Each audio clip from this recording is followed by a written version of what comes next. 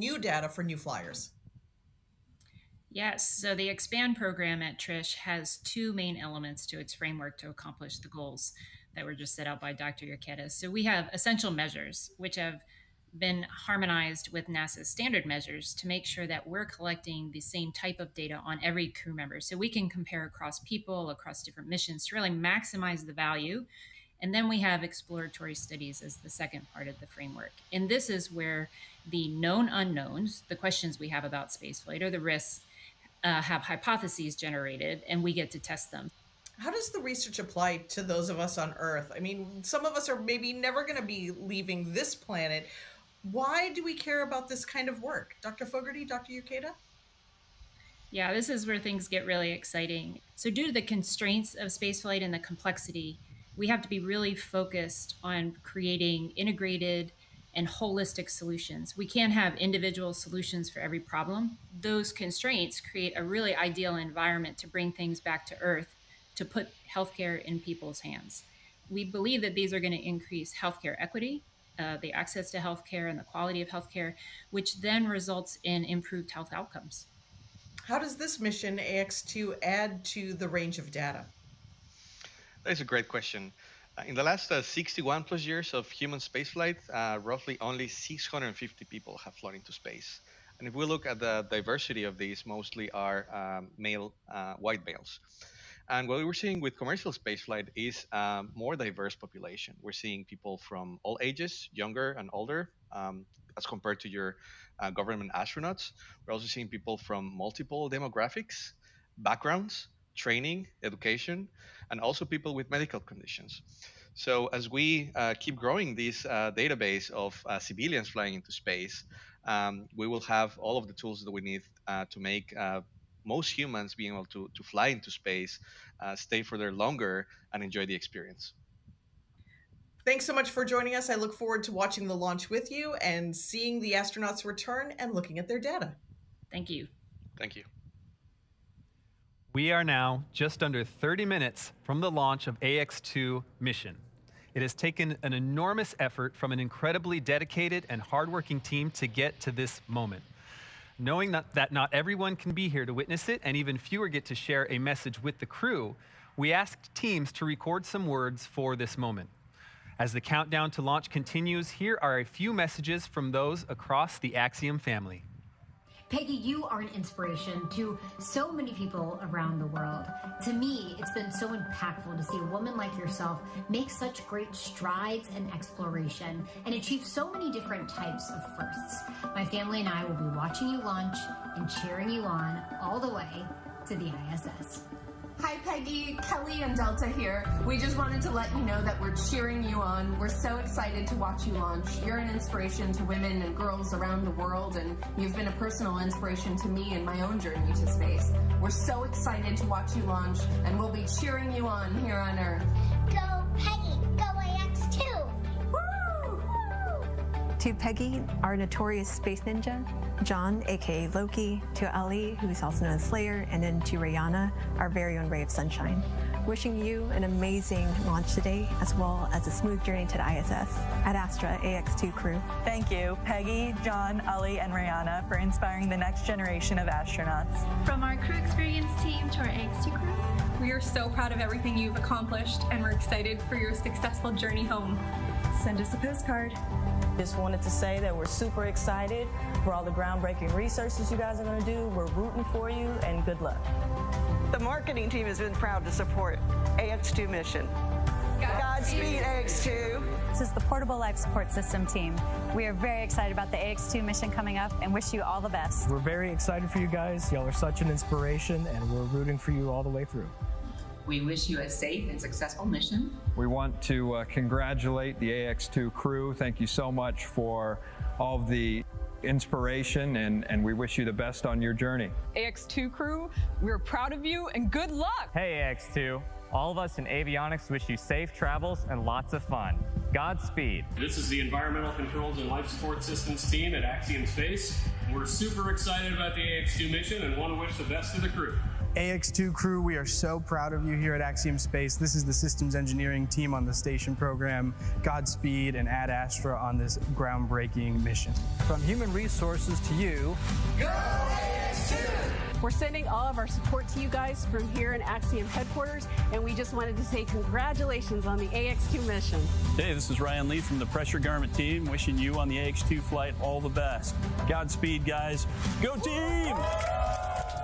Go team, go team, go team, go!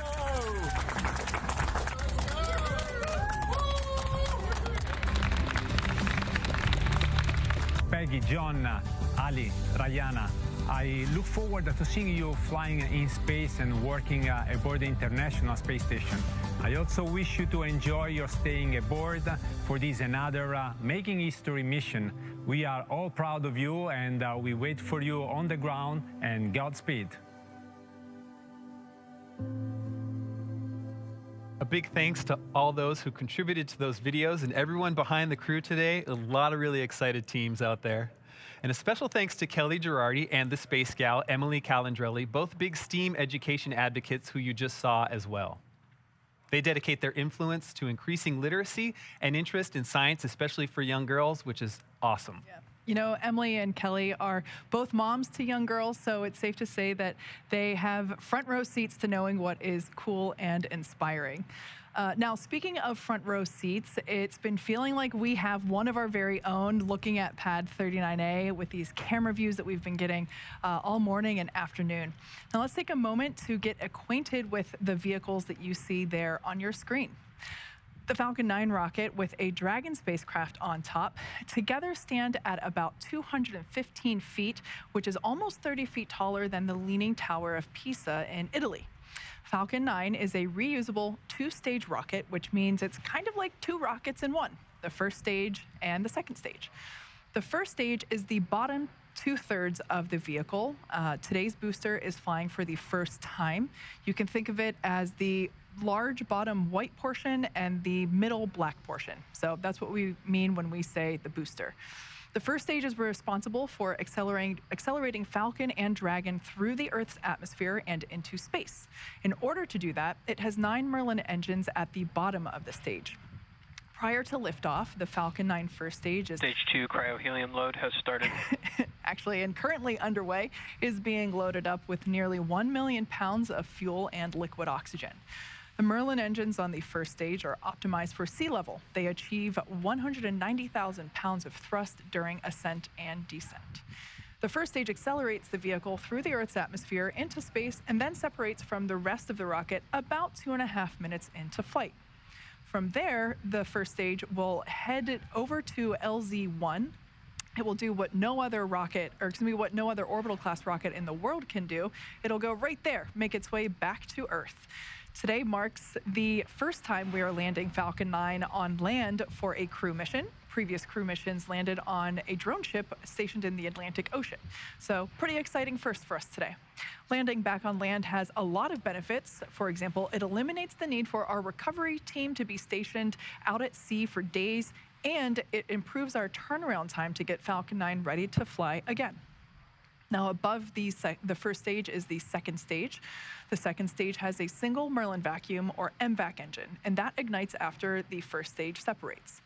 The second stage is essentially a smaller version of the first stage, whereas the first stage is designed to power the vehicle out of the Earth's atmosphere and through the forces of gravity. The second stage is specifically designed to operate in the vacuum of space. The second stage powers the Dragon spacecraft to its targeted drop-off orbit. The Dragon spacecraft itself is capable of carrying up to 7 passengers to and from Earth orbit and beyond. But as we've been seeing with those views inside the capsule, today we're carrying 4 people. We have the 4 members of the Axiom 2 crew. It's the first private spacecraft to take humans to the space station and the only spacecraft currently flying that is capable of returning significant amounts of cargo to Earth. Like the Falcon 9 rocket, the Dragon spacecraft is also reusable. This will be the second flight for this particular Dragon spacecraft. This is Dragon Freedom that the AX2 are flying in today. It previously supported NASA's Crew 4 mission in April 2022. Now, we are awaiting our T0 coming up in just over 23 minutes from now. The ground operations teams are doing a series of system checks to make sure both Dragon and Falcon 9 are ready for launch. Let's take a look at what the ascent portion of the mission will look like. Now, once we hit T0, we're going to watch Falcon 9 and Dragon lift off from historic pad 39A and make their ascent. Now, about 43 seconds into flight, Falcon 9's engines will throttle down to help pass through the period of maximum dynamic pressure on the rocket, what we typically refer to as max Q. It's worth noting, once we hit max Q, we'll be going supersonic, faster than the speed of sound. Dynamic pressure, we can throttle up our Merlin engines once again. From there, at about 2.5 minutes into flight, we have a series of 3 events that happen in rapid succession. First is MECO, or main engine cutoff. This is where all 9 Merlin engines will shut off in preparation for stage separation, where, as the name suggests, that's where the first stage detaches from the second stage, with the first stage making its way back to Earth for landing as the second stage continues on its journey with the third event. That event is SES-1, the second stage engine start number 1. That's where the Merlin vacuum engine lights up and propels the second stage, along with our AX-2 crew and Dragon, into orbit. As Stage 2 heads towards its targeted drop-off orbit, Stage 1 will execute 3 burns in order to make its way back to Earth. The first is the boost back burn, where 3 of the Merlin 1D engines will reignite and then shut down. This helps to head the booster back to Cape Canaveral. The second burn, or the entry burn, helps to slow the stage down in preparation for entry back through the Earth's atmosphere. At about 90 seconds after Dragon gets into orbit, Falcon 9 will then land back on Earth. The landing burn will bring the vehicle speed down rapidly in order to land back on land near the launch site today, around 8 minutes into mission. I should say that actually happens about a minute prior to that second engine cutoff. Yep, you're right, Kate. So as the first stage is back on Earth, the second stage will cut off its single Merlin engine that was ignited right after stage separation. Once this happens, we wait for that all-important confirmation of a good orbital insertion. Then, Dragon will begin its preparations and separate from the second stage. About 3 minutes after the second stage gets into orbit, we ought to get that great view from the forward camera showing Dragon with its 4-person crew drifting away from the second stage. And once Dragon is a short distance away, it will begin checking out those Draco maneuvering thrusters to make sure that Dragon continues to increase the separation distance from the second stage. The nose cone deploy sequence will initiate just before T plus 12 minutes and finish around T plus 15 minutes, which will expose Dragon's docking mechanism in advance Stage 2 of arrival. RP1 load is complete. All right, that call out there telling us that RP1 loading is now complete on Stage 1. Now, in advance, or excuse me, on, I think we heard actually Stage 2 there. Now, that docking mechanism exposure will be in advance of arrival to the International Space Station. Now, with that, let's head over to Leah at Johnson Space Center in Houston for another update on how things are going there with station preparation. Hey, Leah. Hey, Kate. The space station team here in Houston is focused on the critical systems on the station, and everything continues to function as expected ahead of launch. So the teams have verified the command path from the ground up through our constellation of communication satellites to the station. Everything is nominal. We love that word, and the station will be ready to receive Dragon tomorrow should they launch tonight. Mission Control Houston is go for launch. Once the crew arrives at station, the Expedition 69 crew will be there to welcome the AX-2 crew on board. Right now, living in the station, we have 7 people. That includes NASA astronauts Frank Rubio, Woody Hoberg, and Steve Bowen, United Arab Emirates astronaut Sultan Al-Nayati, and Roscosmos cosmonauts Andrei Fedyayev, Sergei Prokopyev, and Dmitry Petelin. Flight Director Greg Whitney is on console now, leading flight controllers on the Orbit 3 team in Houston for launch, and Flight Director Marcos Flores will lead teams for docking tomorrow. A reminder that launch today will take about 16 hours to get to the station, with docking to the Node 2 Zenith, or space-facing port, scheduled just before 9:30 a.m. Eastern Time tomorrow. Once Dragon is fully docked to the station, the teams here in Houston will assist the Axiom Space and Space Station astronauts with leak checks as they work to open open hatches on both Dragon and inside the station's pressurized mating adapter. We expect hatch open to take place about 2 hours after docking. That's it for us here in Mission Control Houston, and I will send it back over to the team in Hawthorne. Duke? Thanks, Leah. And all of that is set to begin in just over 18 minutes from right now. And I got to say, the energy around here is certainly rising. As Leah just mentioned, once the crew launches, they will spend the next 16 hours in Dragon, catching up to the International Space Station. That time on orbit and in Dragon will feature a variety of tasks, including some planned photography, but about half of that time is scheduled for sleep, which the crew will absolutely need because once they reach the ISS, they have quite the schedule ahead of them. They will spend 8 days on station conducting a variety of science investigations and technology demonstrations, including radiation protection research, studies on how to create rain and how to enhance our understanding of dangerous thunderstorms, as well as DNA research with nanomaterials and reprogramming skin cells to help create regenerative medicines. Wow. When they are not hands-on with research, they will be participating in numerous outreach events connecting with groups around the world. John, for instance, will use the station's ham radio to share a message with students. Beyond all that, Commander Peggy Whitson has assured us that each of them will carve out some time to simply pause and look down at the planet below as it speeds by at a cool 17,500 miles per hour. I mean, I would imagine that if I were in space, my face would just be up against the window the whole time. On station, just in the cupola the whole time. Yes, exactly. Now, as we've said before, we have an instantaneous launch window. That means that we have 1 second. We're targeting 5:37 p.m. Eastern Time, 2:37 p.m. Pacific Time. So just 16.5 minutes from Stage now. 2 LOX load has begun. That call out, they're telling us that the liquid oxygen on stage 2 is now beginning, the liquid oxygen on is beginning to be loaded onto stage 2.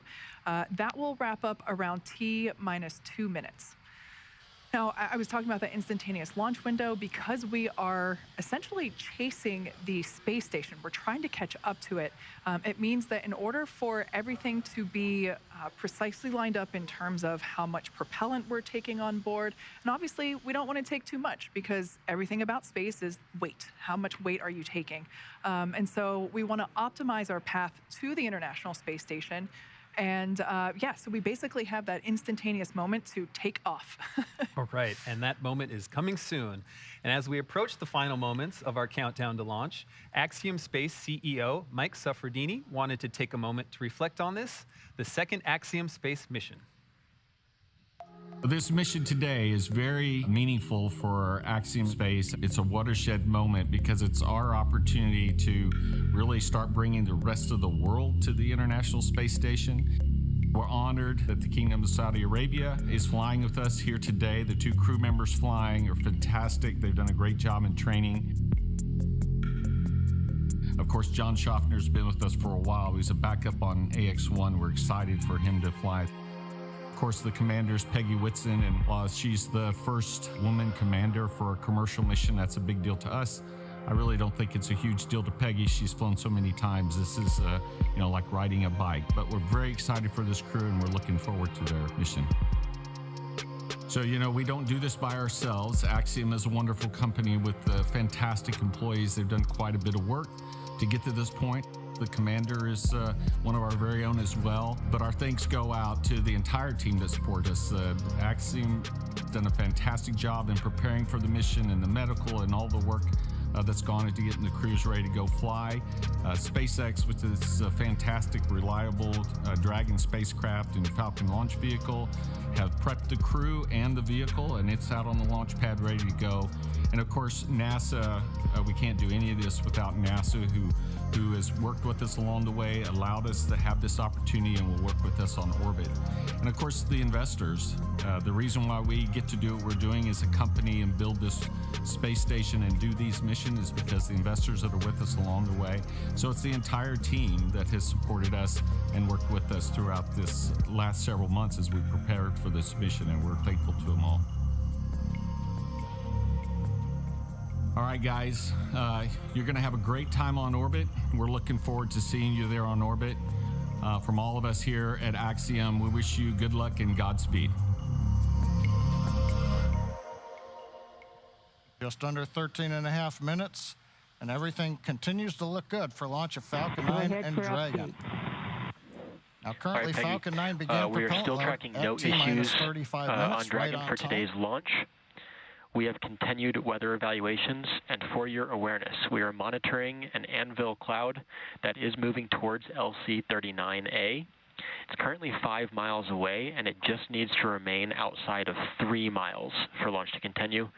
The weather officer is going to continue monitoring this cloud and will continue to provide updates to the launch teams. How copy? Dragon copies, no issues on the vehicle, watching the cloud. Thinking very dry thoughts. Good readback, and just a reminder that for the Falcon 9 valve, the Falcon team is going to be performing that manual evaluation of the manifold pressure until T-minus 35 seconds. And if we do not pass those checks, the Falcon team will call a hold. If the evaluation passes, there will be no call made, and we will continue with the countdown. So again, at T-minus 35 seconds following the manual evaluation, if we do not pass those checks, the Falcon team will call a hold. But if there is no call, we have passed the checks, and we will continue with countdown. Dragon copies, manual evaluation. We'll call a hold if it's not passing the checks. Expect no call if it looks good. Good readback. I like that comment. Thinking dry thoughts. Now we're talking about propellant loading. RP1 fuel is completely loaded on the second stage. Fuel loading is continuing on the first stage. We're just about full. It'll finish up at the T-minus 6 minute mark. Densified liquid oxygen loading is continuing on the first stage and the second stage. Both stages well underway. First stage is nearing a completion, but it won't wrap up until T-minus 3 minutes.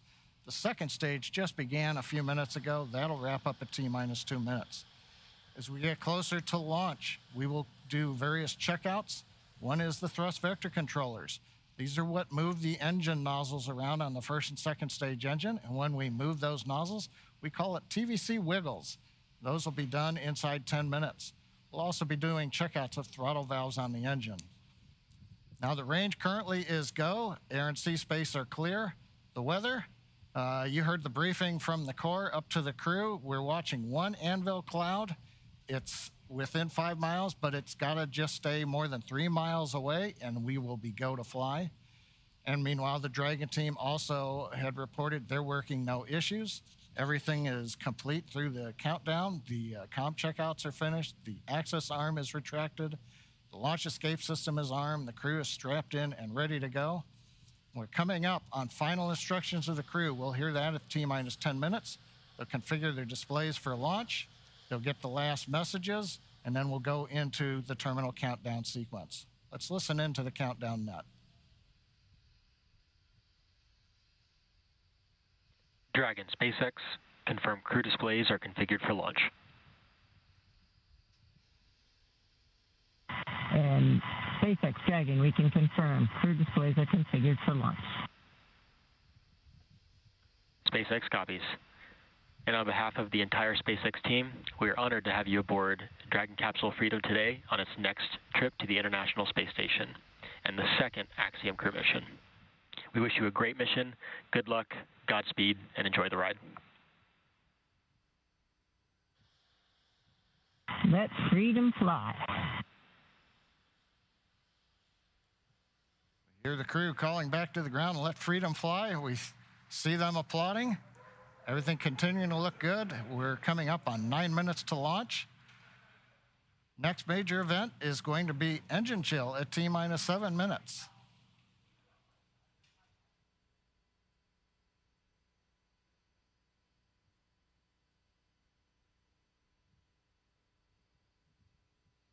As John just said, at T-minus 7 minutes, we will begin to flow a little bit of the super chilled liquid oxygen through the turbo pumps, which that is basically chilling the hardware, performing an engine chill prior to the full flow.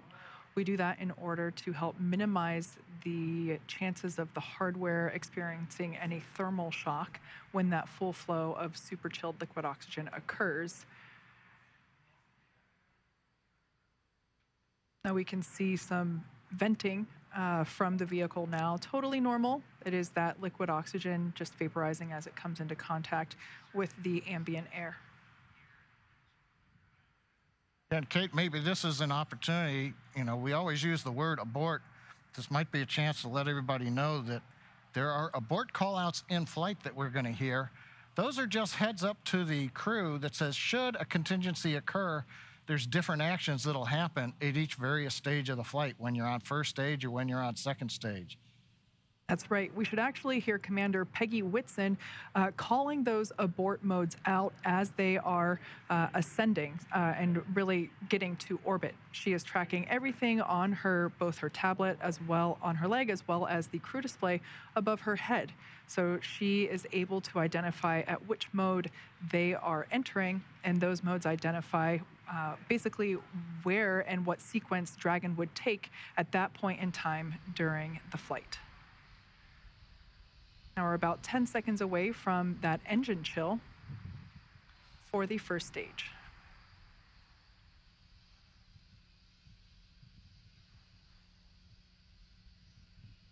Engine chill has started. All right, right on time. We've opened the valves that are letting liquid oxygen and kerosene fuel down to the Merlin 1D engines on the first stage. Our next major activity coming up at T-minus 6 minutes approximately, we'll hear the announcement that fuel loading is complete on the first stage.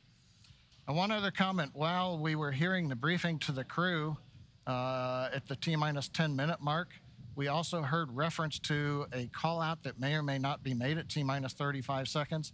Many of the checkouts of the Falcon 9 are done by computer in the last minute. There is one today that requires an engineer to look at some data. If, for example, that system had an issue, that would be called out at T-minus 35 seconds. Right now, everything continues to look good, though, on Falcon 9.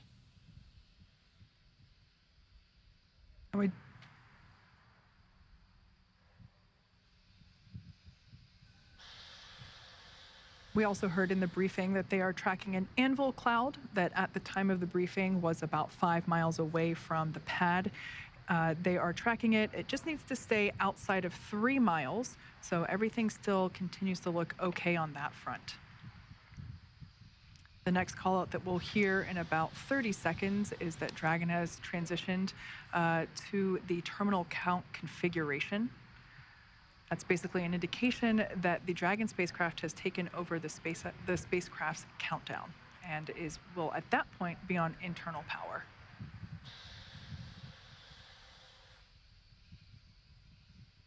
At this point in time, RP1 is now completely loaded, both on the first and second stages. LOX load continues on both stages. It'll wrap up at T-minus 3 minutes for first stage and T-minus 2 minutes for second stage. Dragon tanks are pressurizing for Trongback retract.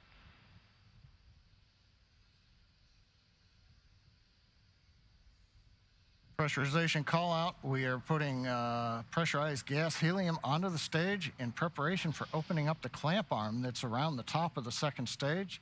That'll happen just at about the T-minus 4 minute mark. The clamp arm will open, and about 10 seconds after that, the strong back, the structure alongside the Falcon 9, will recline just about two degrees away. We've heard the call out, strong back is retracting. That starts the sequence now in the ground computer to open the arms and recline that strong back about 2 degrees away. At liftoff, hydraulics will then pull the strong back to a position about 45 degrees away from the rocket as it flies out of the launch mount.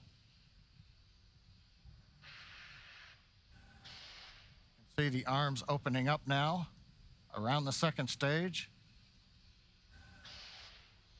We should now be able to see that strong back retract just a couple degrees away from the launch vehicle. Upon liftoff, it will move back even further in order to clear the way for Falcon 9. Looks like we can start to see that movement now. This structure is what is utilized to horizontally integrate the vehicles while still in the hangar, as well as transport them horizontally to the launch pad and then raise them to their vertical launch position.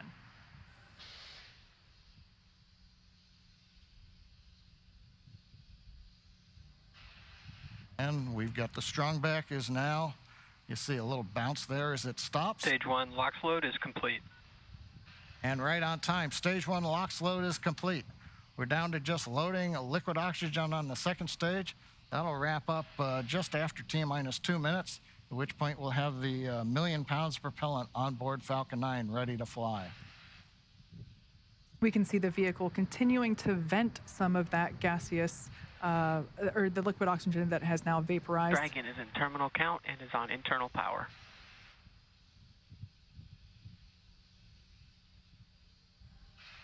We have a live view there of the SpaceX team here at headquarters in mission control on the left-hand side, as well as the Axiom team from their own mission control as well on the right.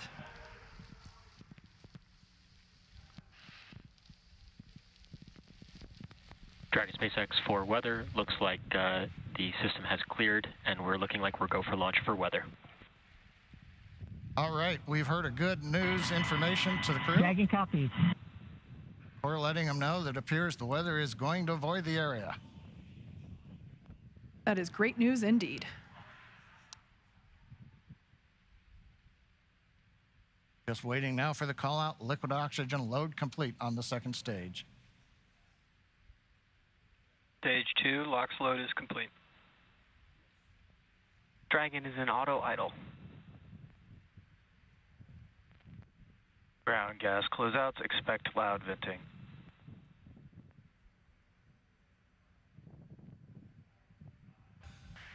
At venting, we're now bleeding off excess pressure in the strongback. That's what's giving that large white plume as cold gas meets the warm Florida air and condenses the moisture. We're coming up on 1 minute where the flight computers will take over the sequence. Let's listen in to the launch of Falcon 9 with Dragon and the Axiom 2 crew.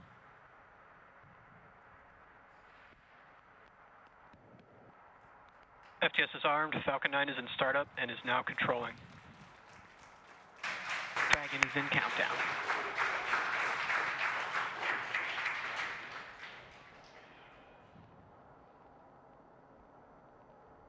Dragon, SpaceX, go for launch. Dragon, copy. Go for launch. T-minus 30 seconds.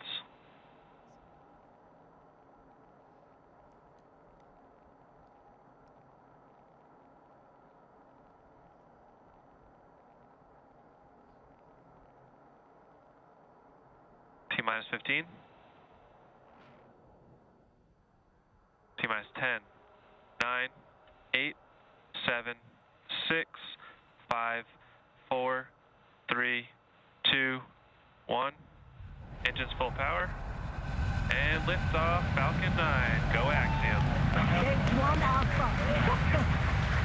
Copy 1 Alpha. Together we expand what is possible in low Earth orbit. Ad Astra and Godspeed AX2.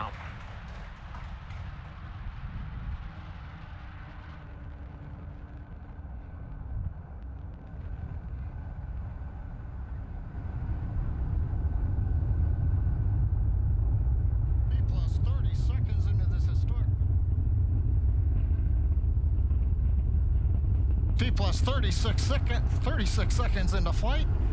A great view of Falcon 9 heading to space. Power telemetry is nominal. Stage 1 throttle down. Power telemetry nominal.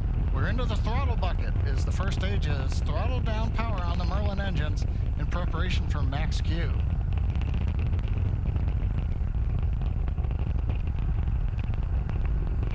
Falcon 9 is supersonic. Faster than the speed of sound as we're getting great views from the first stage camera looking back at Kennedy Space Center Complex 39A. Stage 1 throttle up. Max Q. We're out of the throttle bucket. Stage 1 Bravo. Copy 1 Bravo. We're at full power and that call out 1 Bravo, that's another one of those abort modes As we get higher and faster, the logic for Dragon, should a contingency occur, changes from stage to stage. Impact chill is underway. Chill announcement says we're getting the turbo pump on the second stage engine cooled down in preparation for its light up, coming up in just another minute from now.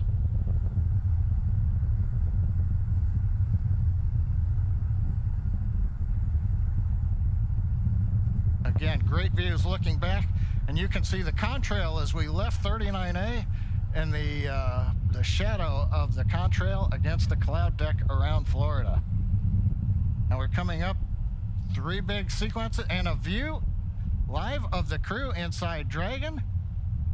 They're getting ready. We're going to get 3 events here: main engine cutoff, stage separation, and then we're going to light the second stage engine. We've heard the throttle down in preparation for stage separation.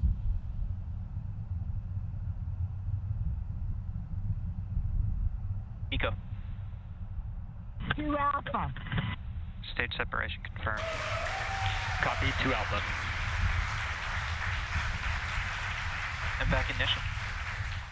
Stage 1, boost back startup. All right, stage separation. We've lit the second stage engine. The first stage is into the boost back burn, working its way back towards Cape Canaveral. Views on the left side, that's the first stage. Engines running as we come back to the launch site, or the landing site. Second stage engine nozzle is visible on the right side as we're powering the Axiom 2 crew into low Earth orbit on the way to the International Space Station.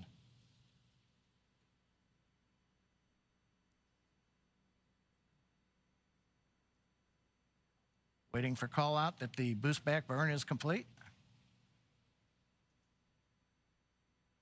Stage 1, boost back shutdown. Right on time. First stage completed the first of 3 burns, heading back to the landing site. Second stage continuing on power and on trajectory. Acquisition of signal, Bermuda. We head northeast, the Bermuda ground station. Dragon, SpaceX, trajectory nominal. Bermuda is listening into the vehicle now. Nominal trajectory. And the crew hears the call out of a nominal trajectory. So 4 minutes into flight, everything continuing to go well. First stage heading back, and there's the crew on the second stage getting the ride into orbit to the space station.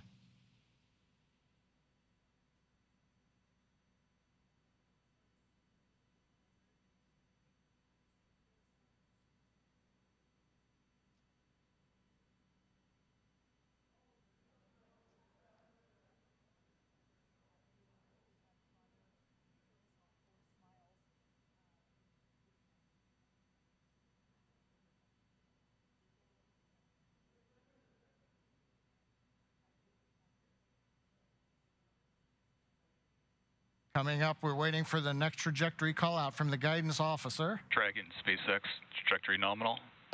Love to hear those words. A nominal trajectory for Dragon. Copy. Nominal trajectory. And maybe even a little bit of excitement in the crew's voice. Commander Peggy Whitson calling back down, hearing that call out from GNC of a nominal trajectory. Left side of the screen, you can see the first stage. It's now beginning to orient itself so that the engines are pointed down towards the land as we will be descending towards landing zone 1 in Cape Canaveral. The 4 titanium grid fins have all deployed. They'll help guide They'll guide the first stage through once we get into the atmosphere following the entry burn, which will be coming up here in another couple of minutes. On the right-hand side, the second stage with the Dragon capsule on top, heading up the eastern seaboard of the U.S. We've just heard the call out of Boston. That's the New Hampshire tracking station, has picked up the signal. Dragon, SpaceX, trajectory nominal. GNC continuing to make those call outs that we want to hear. Everything continuing to look good. And the crew echoing them right back down. Good comms with the crew. We've been able to bring some live video shots from inside the capsule as they're headed to space. And there's another view of the crew. Stage 1, entry burn, startup. And there we heard that the startup burn for that stage 1 booster, you can see it there on the left-hand side of your screen, has now begun. Stage 1 entry burn shutdown. And conclusion of that entry burn, that burn helps to slow the vehicle down as it re-enters the Earth's atmosphere. The first stage sees high drag, which scrubs roughly 70% of the velocity by the time that landed. SpaceX, trajectory nominal. Love to hear that call out. Everything nominal trajectory. Beautiful view of planet Earth coming to us from the second stage views on the right-hand side. Left-hand side, our first view of the Space Coast once again. This booster is attempting a landing at LZ-1. Stage 1 transonic. That booster is now traveling near the speed of sound. Live view coming to you from one of our tracking cameras. We can see the grid fins actuating to help steer the booster down. Stage 1 landing burn. Stage 2 FTS has saved. Standing by to... Stage 1 landing leg deploy.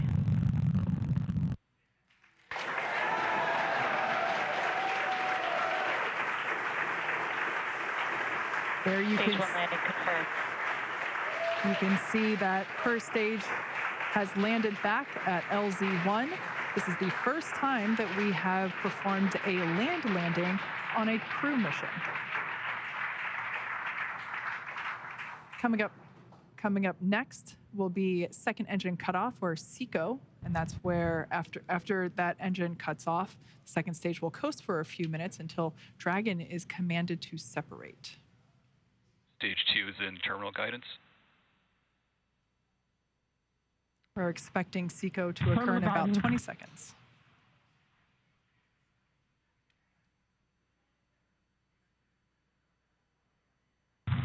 Shannon. Copy, Shannon. Commander Peggy Whitson continuing to call out the abort modes.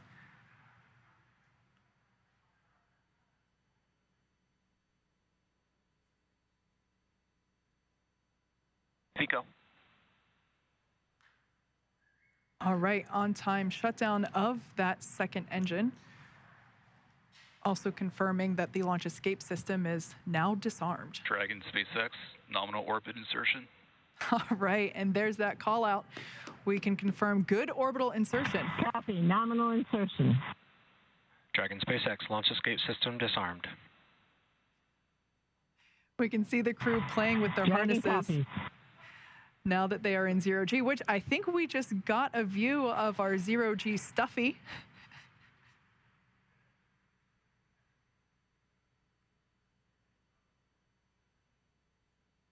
Clearly the crew is having fun already.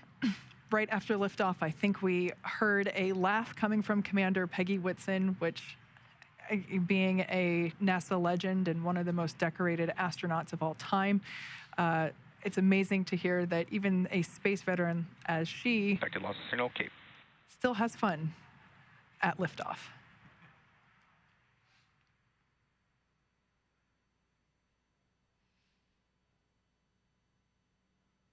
The next event that we have coming up at just around T plus 12 minutes is Dragon separation. That's where the Dragon spacecraft and trunk, so collectively referred to as the Dragon spacecraft, will separate from the second stage. Acquisition signal Finland. After that separation, we will begin to deploy the nose cone, which exposes the forward bulkhead thrusters as well as the forward hatch. That forward hatch is what the capsule utilizes to autonomously dock to the International Space Station.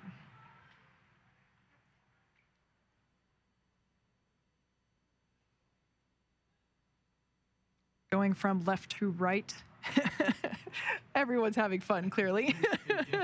We have mission specialist Rayyanah Barnawi. To the right of her is pilot John Shoffner. Then we have Commander Peggy Whitson. And on the far right, mission specialist Ali Al-Karni. We can see that the excess strap on some of the harnesses, as well as the writing utensil for their tablets.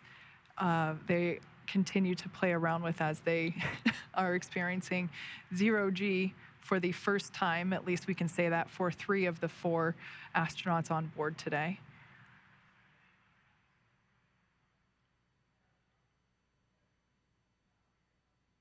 Now we are standing by for Dragon separation, which is expected to occur in the next few seconds.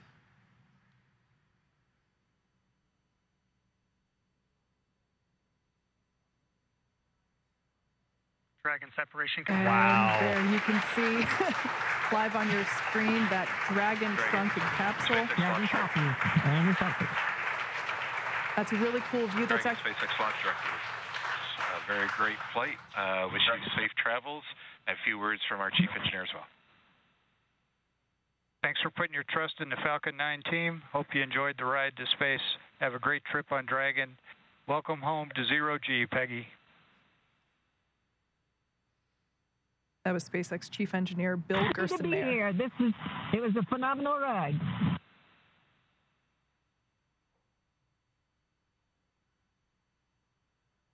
Make sure you share the joy of zero-G with your crew.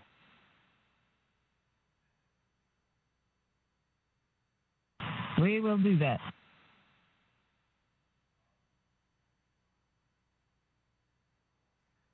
Already you can see Dragon's Draco thrusters activating.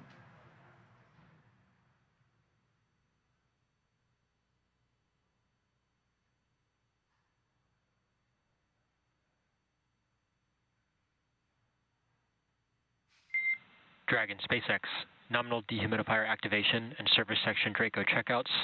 Nose cone deploy is in progress. Hooks are opening. Dragon copies. All right, great news there to let us know that the hooks, there are 2 sets of hooks. Signal, Bermuda. 2 sets of hooks that are now disengaging.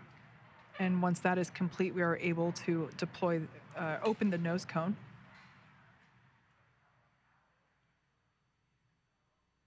We should see that nose cone deploy in about a minute.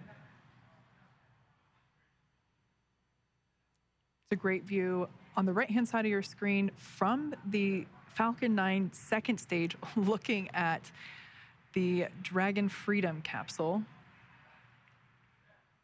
And of course, the crew on the left-hand side playfully acclimating to their new zero-G environment.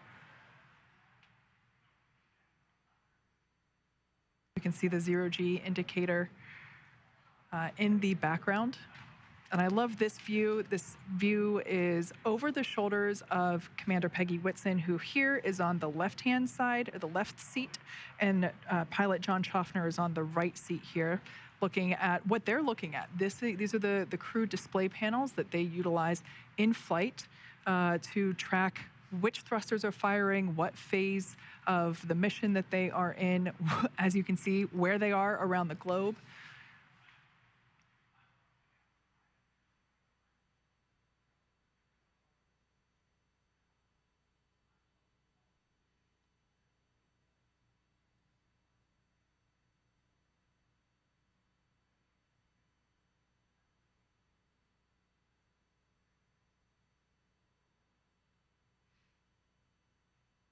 All right, as we can see, crew getting acclimated. The nose cone hooks are in the process of being disengaged, so they are starting to open. And once that is complete, we are able to open the nose cone and expose the forward hatch. So incredible. Well, today's launch is certainly one more for the history books, and yet the story is just getting underway. Leah, with the crew officially on their way to the International Space Station, how are things tracking there in mission control at Johnson Space Center?